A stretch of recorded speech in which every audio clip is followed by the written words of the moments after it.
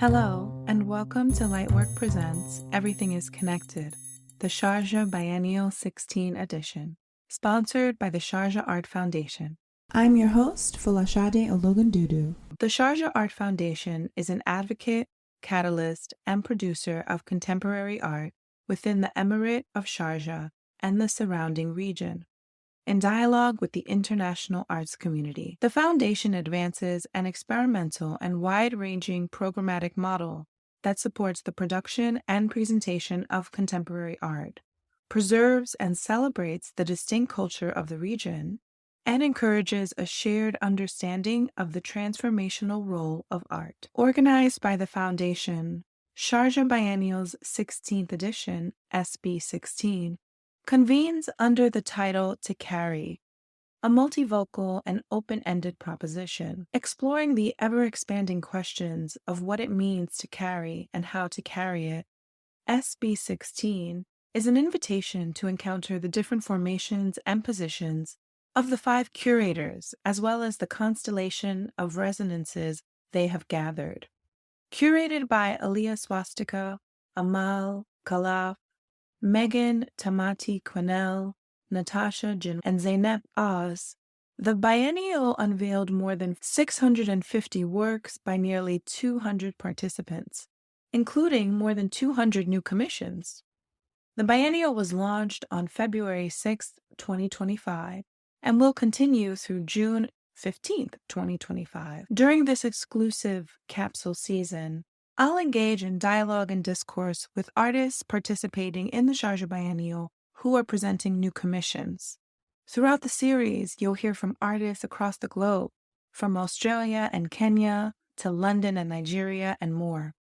You'll hear us discuss a wide range of topics, from each artist's practice to their reflections on our society and the questions they investigate through their work. Please join me as I share these dynamic conversations with you, exploring the ins and outs and inner worlds of artists participating in the Sharjah Biennial with their newly commissioned works. Let's go! On this episode, I'm joined by Luke Willis Thompson as we discuss his newly commissioned work presented for the 16th edition of the Sharjah Biennial, elucidated through the curatorial theme To Carry, asking questions such as, what does it mean to carry a home, a history, a language, a legacy, and a lineage? Luke Willis Thompson is a New Zealand artist of Fijian and European descent, currently working primarily in film and across performance, installation, and sculpture to tackle traumatic histories of class, racial and social inequity, institutional violence, colonialism, and forced migration. In this episode, Luke discusses his newly commissioned film, Whakamoemoeā, set in 2040. It's a fictional state broadcast where a woman delivering a monologue announces the successful transition of New Zealand from a liberal democracy to an Indigenous governance model. Thompson reflects on the collaborative nature of the project and the importance of cultural practices, such as following Tikanga during the production process, which involved a large team working together harmoniously. He also affirms the collective effort behind the project, which serves as a model for the political future he envisions, emphasizing trust and collaboration throughout the creative process. Let's dive into my next episode with Luke Willis Thompson. My name is Luke Willis Thompson. I'm an artist. Luke Willis Thompson, thank you so much for joining me on an episode of Everything is Connected. This is a special season of the show on the Sharjah Biennial 16 under the curatorial theme To Carry. I'd like to just jump right in and talk to you about your newly commissioned work in the biennial. What is the title of the work, if you can share it in your native tongue and also in English? And then we can maybe talk a little bit about what the work depicts, and I'll ask you a few questions.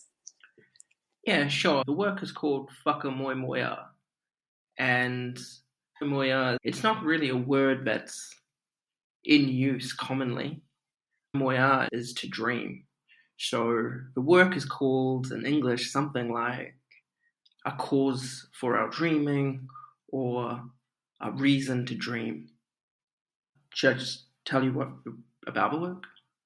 Can you briefly share what's happening in the work and what the film depicts?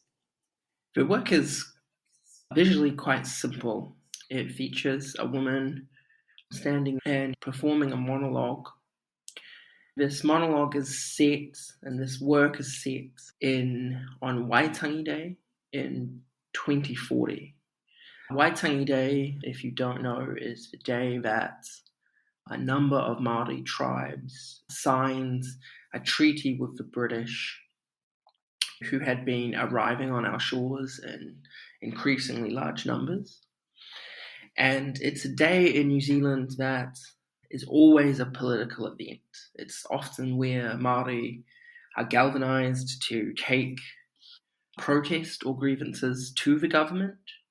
The Prime Minister is often invited to speak, but doesn't always do that. Wasn't the case this year.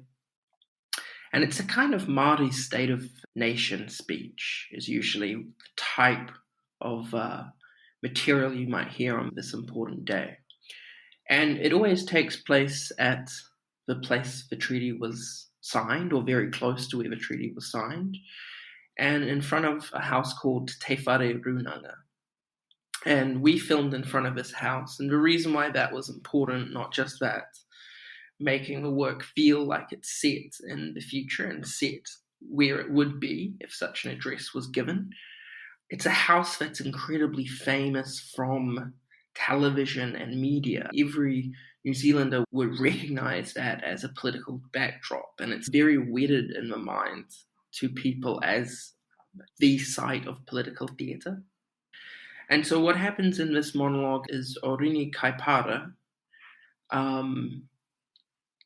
announces to the world that we have left the West behind, transitioning from a Westminster-style political system like liberal democracy. We currently use mixed member proportional representation, and we are leaving that model to move towards an Indigenous model that was made by the philosopher Moana Jackson, with many others, and is a very old idea, and that we would split into two houses of government. One house would function as a liberal democracy, and one house would only govern Māori and couldn't be told how to do that governing.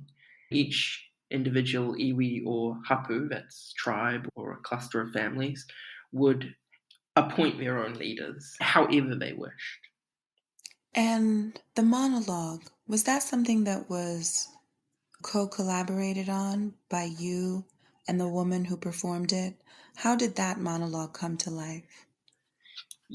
It went back and forth many times with a lot of different people, but it goes something like this. I had a team working with me the whole time, which included the director, Neil, Jim Spears, and our producer, Atarati Waretini.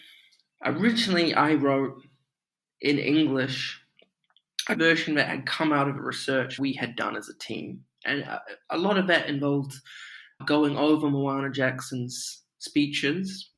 I'll talk more about him in a second. And the discourse that was already present in the movement. This idea is called Mai, and it is a real movement that I'm part of. Originally, that was the first attempt at writing it.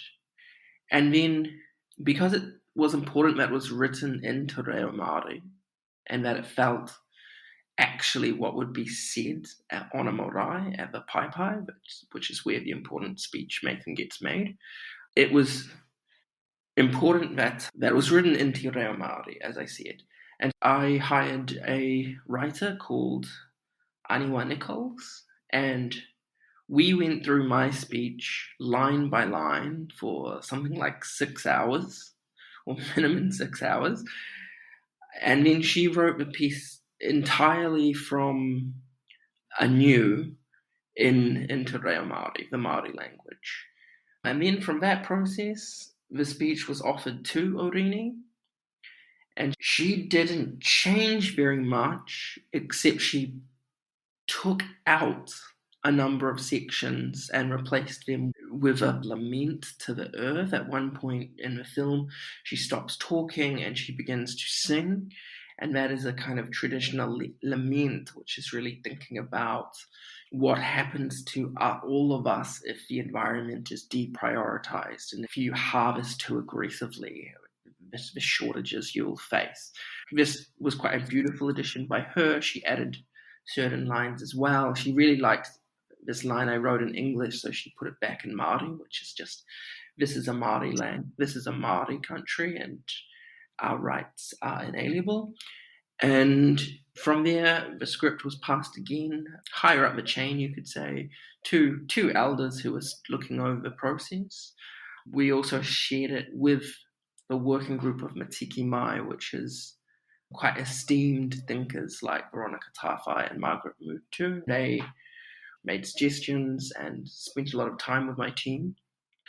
And then, of course, everything needed to be translated back to English. And so Tema Kwan did translation, and myself and Quentin Hito then wrote the final subtitles, which these two languages are really nothing alike. So it was quite a challenge. Yeah, I can imagine the idea that so much gets lost in translation.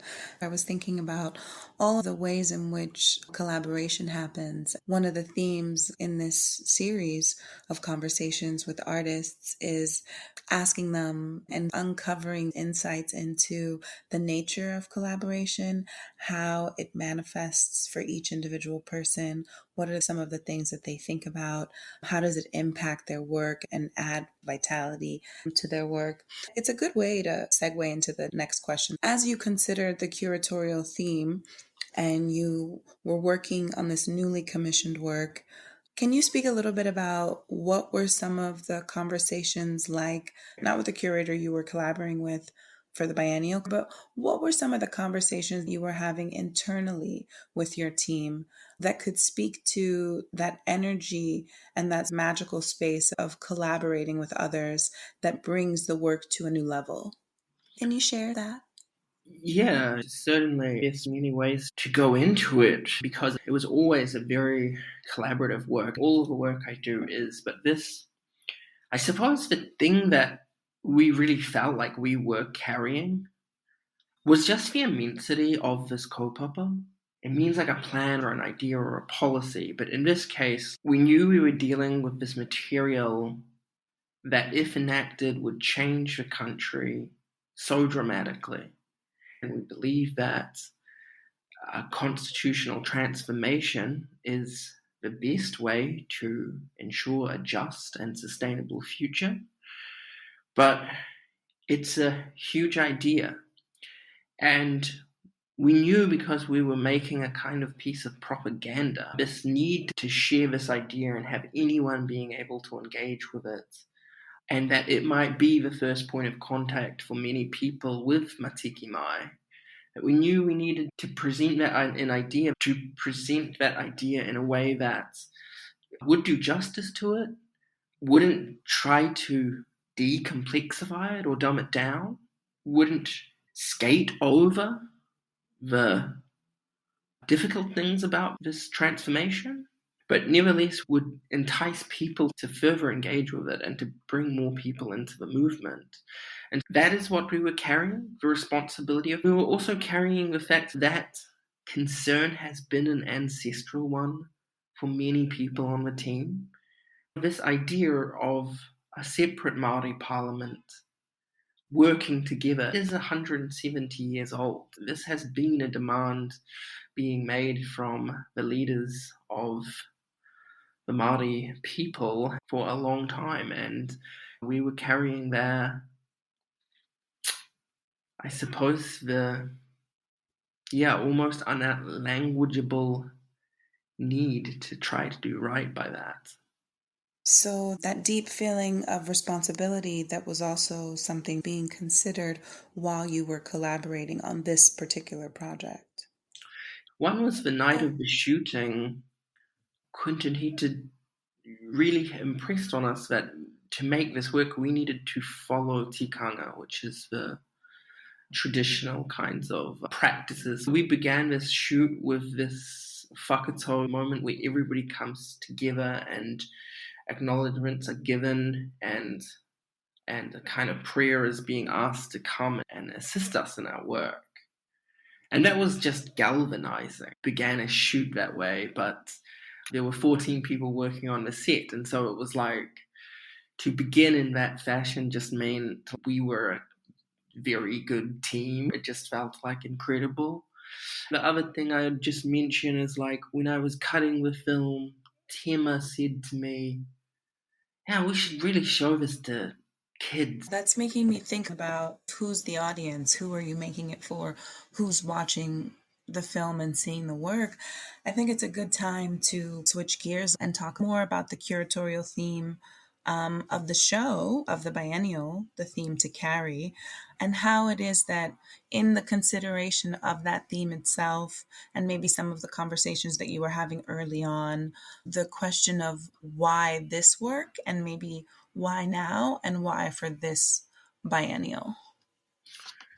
Yeah, one simple answer is that it does feel like this work being made on the invitation, with the support, with the financial support of Sharjah, but also going to first to Sharjah, playing first there, and being in that region. And there are interesting connections, right? Like the UAE has a very different political setup, but there are potential rhymes.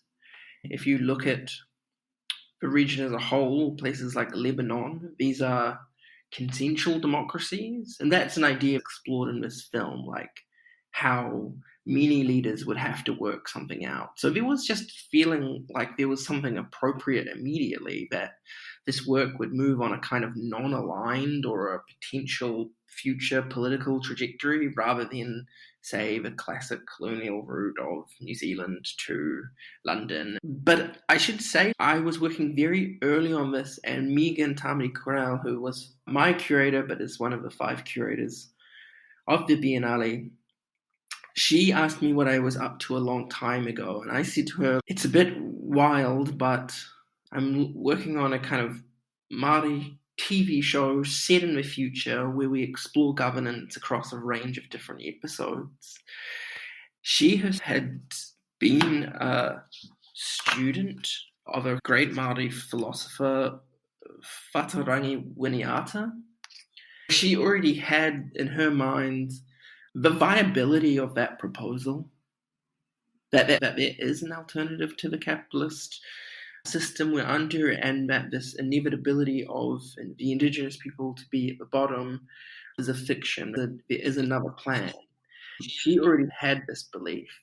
And so when I talked to her about wanting to build this TV series that occupies that future, a kind of Indigenous futurism that does take place in a realistic and soon future, she was very on board with from day one. That's wonderful. Yes, I love that. And I think I'll have one more question as we wrap up, not only for time, but also just to keep the conversation having a nice flow. Do you feel like we need to talk about autopilot? I'm sorry, auto portrait?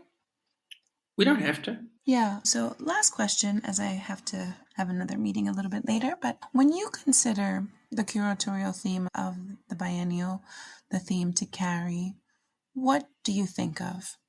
I think my answer to this has to stay close to the work. My belief in the kaupapa has only intensified. Making this work, which was written by others, shot by others, everything was done by a team.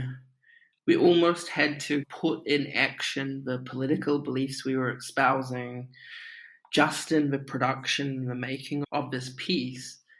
And I suppose ask other people to trust us with quite sacred thinking and writing, and also let us represent other people. We had to ask elders, could we make this work? And that kind of trust, that kind of willingness to allow this to happen, but with an immense amount of dialogue so that everybody felt safe. That is the model for the political future that is being imagined. And so I suppose it's just that point I've made before about the work, that the work, Whakamoemoeā, is fundamentally a rehearsal for liberation. And so what is carried forward is a need for every day to continue to practice that liberation and that future until it happens. I think that's a really beautiful sentiment to round out the episode. Luke Willis Thompson, thank you so much for this episode. I really appreciate your thoughtfulness and all of the beautiful reflections that you shared about creating this new work, being in constant dialogue with your team, working together, and that spirit of collaboration that really exists within your practice.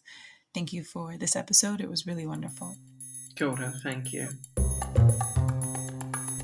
That was my episode with Luke Willis Thompson.